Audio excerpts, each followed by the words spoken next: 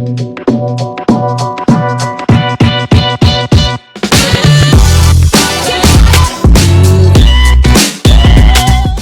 is Pancakes and Food is here. Welcome to my YouTube channel, Pam Teaches Baking, where I teach you everything, pastries, snacks, and cakes. Today we want to be talking about how to make Scottish shortbread. So for my recipe, I have 170 grams of butter, 85 grams of icing sugar, 2 tsp vanilla flavor, 240 grams of all-purpose flour, 10 grams powdered milk, and a pinch of baking powder. So I'm just going to measure all my ingredients together in a sizable bowl. So let me start with my butter. The best you can use for your shortbread is butter. You can substitute with margarine. You can use margarine, but you won't have that real shortbread taste if you use margarine. So you can work with margarine anyway, but the best is to go for butter. So I'll measure my 140 gram butter. The tools needed: you need an oven. You need an oven to bake. You need a measuring scale. You need a fork. You need a metal ruler, and your cookie cutters. If you have one, is not necessary. You're making shortbread, so I'll just go with the ruler, but I'll show you how to use the cookie cutter too. You need a flat clean surface to work on and a rolling pin. So let's start now. I'm going to measure out all my ingredients in a sizable bowl. I'll start with my butter. So I'm measuring 170 grams of butter. So I have my 170 grams of butter measured out in a bowl. I'll set this aside. So my 85 grams of icing sugar, I want to measure 85 grams of icing sugar now. So I'm paying attention to my scale. 85 grams.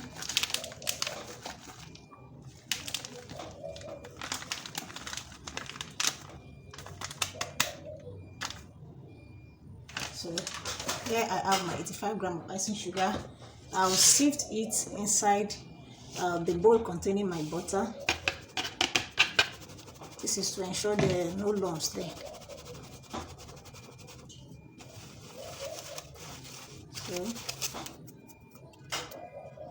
So the next thing I want to do is to add my 2 tsp vanilla.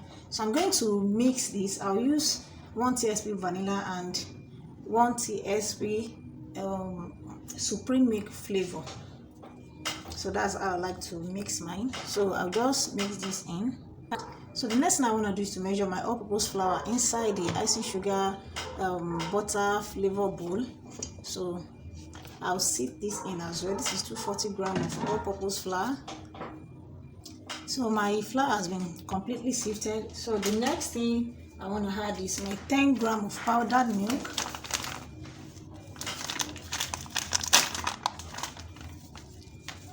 Of powdered milk. So I'll add this as well. And the last I want to add is a pinch of baking powder. I've added all my ingredients here. So the next step is to mix everything together to form a dough.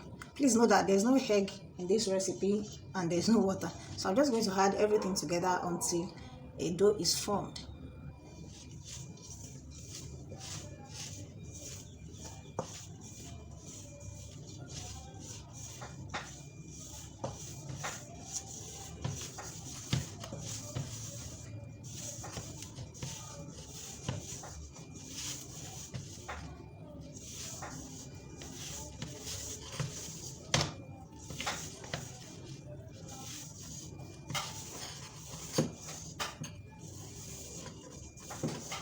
So I'll mold this together very well.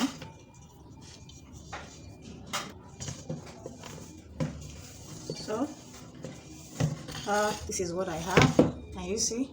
So I'll transfer to my workbench and make it come together very well. So I'm not kneading, just making it form a smooth round ball. So this is what I have. So this is what I have. So now the next thing is to roll flat and cut into desired sizes. Sorry, I didn't mention this when I was introducing the tools. You need an oven tray, a greased and lined oven tray to put this on. That's what we are going to bake with. This is my oven tray. I greased it with little butter, then placed a brown paper on it and greased again. So as I'm cutting my biscuit, I'm placing on this before I now transfer it to my oven. So let me just roll this flat. It's biscuit, it's not meant to be stretchy, it's meant to be is it crispy or crunchy. So I'm going to roll this. I want it to be thick, so I'm just okay with this. I cut off excess. I want to have clean, smooth edges.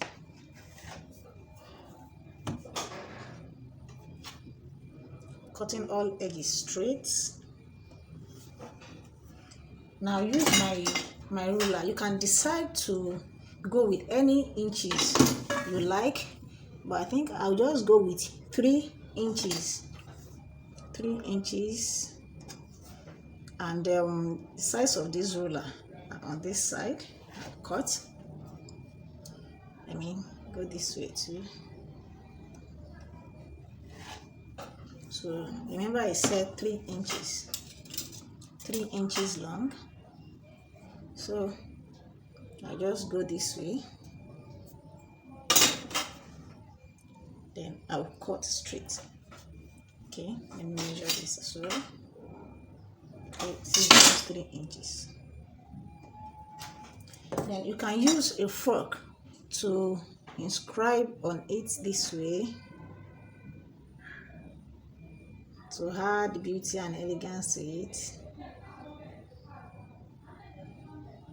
So I'll carefully lift this. I can use my flat knife, run it under to lift this and place on my oven tray neatly like this. Be careful, it can break. So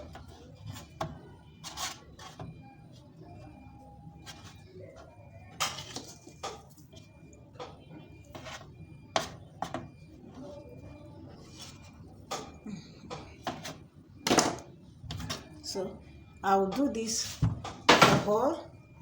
So I'll repeat the same process until I have cut all my dough into the right shape. So I will use this as well to give another shape.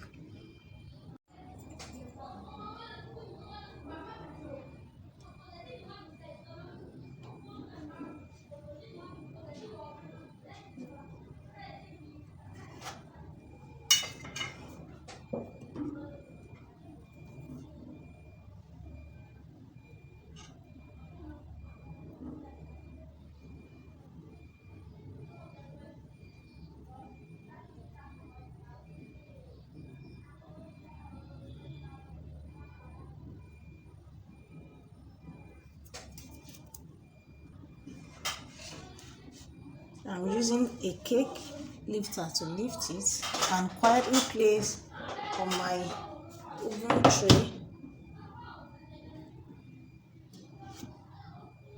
I do not want the shape to be distorted. That's why I use that. You can use any flat stuff like your kitchen knife.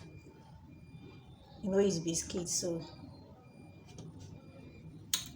just have to be careful when handling it.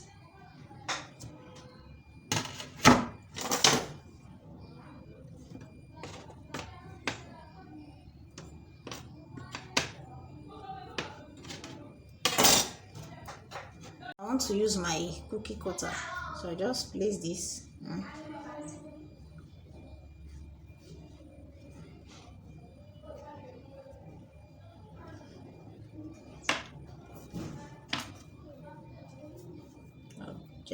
Quite gently remove the excess. So I have this. Ensure they are even thickness.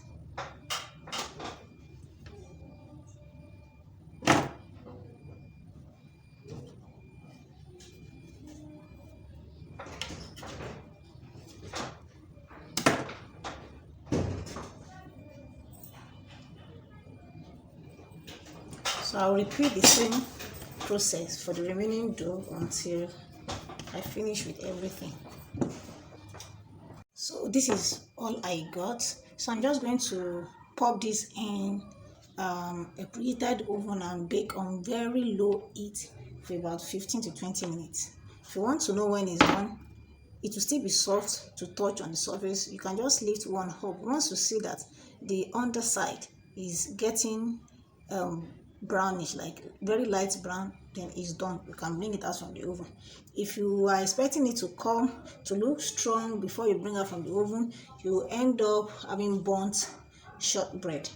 So I'll be right back to show us what this looks like when it's fully baked.